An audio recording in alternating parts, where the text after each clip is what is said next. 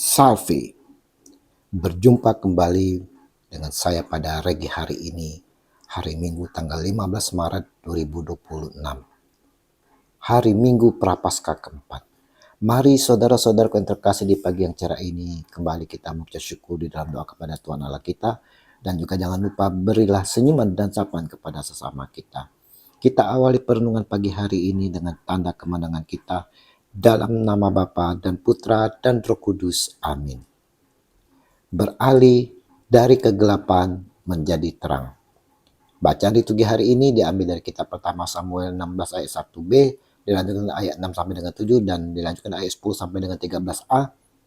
Bacaan kedua Efesus 5 ayat 8 sampai dengan 14, dan Injil Yohanes 9 ayat 1 sampai dengan 41. Saudara-saudaraku yang terkasih, hari ini saudara kita telah memasuki hari Minggu Prapaskah keempat, yang mana dikenal dengan Minggu Letare, di mana bacaan-bacaan yang kita baca dan renungkan hari ini saudara menekankan peralihan dari kegelapan menuju terang melalui penglihatan batin. Untuk itulah kita dituntun dalam pertobatan. Kamar-kamar pengakuan mulai dibuka, menerima kita yang berdosa untuk datang, mengakui dosa kita, dan mohon pengampunan. Diharapkan dalam Minggu Prapaskah ini terjadi peralihan dalam kehidupan kita dari kegelapan menuju terang. Saudara-saudaraku yang terkasih, peralihan hidup kita saudara menuju terang dalam pertobatan ini sungguh akan dilihat oleh Tuhan Allah kita. Tuhan Allah akan melihat hati kita saudara.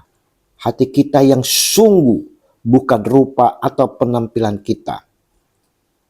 Seperti yang kita baca pada bacaan pertama hari ini. Tetapi berfirmanlah Tuhan kepada Samuel, janganlah pandang parasnya atau perawakan yang tinggi, sebab aku telah menolaknya. Bukan yang dilihat manusia yang dilihat Allah.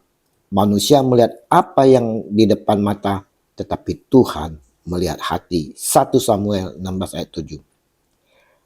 Hari ini Paulus dalam suratnya pada jemaat Efesus mengingatkan kepada kita sekalian yang mana dahulu saudara hidup kita penuh dosa, penuh kebencian, ketidakjujuran, congkak, tidak ada kasih. Mau beralih hidup dalam pertobatan dengan mau keluar dari kegelapan dan mau hidup sebagai anak-anak terang. Efesus 5 ayat 8. Kenapa? Karena terang hanya berbuahkan kebaikan dan keadilan dan kebenaran. Efesus 5 ayat 9. Melalui Injil yang kita renungkan hari ini mengajak kita semua bertransisi saudara. Bertransisi dari kegelapan dosa menuju terang Kristus. Dari Injil kita melihat Yesus menyembuhkan orang buta yang mana bukan karena dosa, melainkan agar pekerjaan Allah dinyatakan. Ini menantang kita saudara.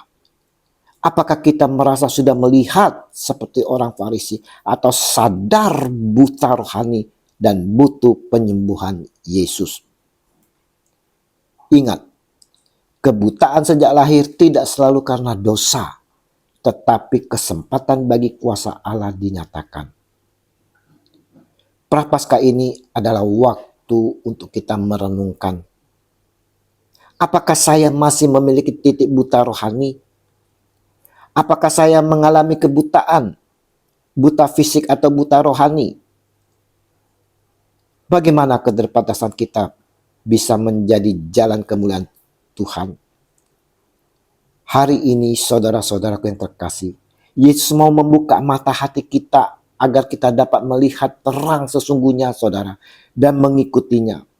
Yesus mau hati kita yang terbuka dan akhirnya hati kita lah yang dilihat, bukan penampilan kecakapan kita. Lihat, Tuhan memilih Daud bukan berdasarkan fisik, melainkan hati.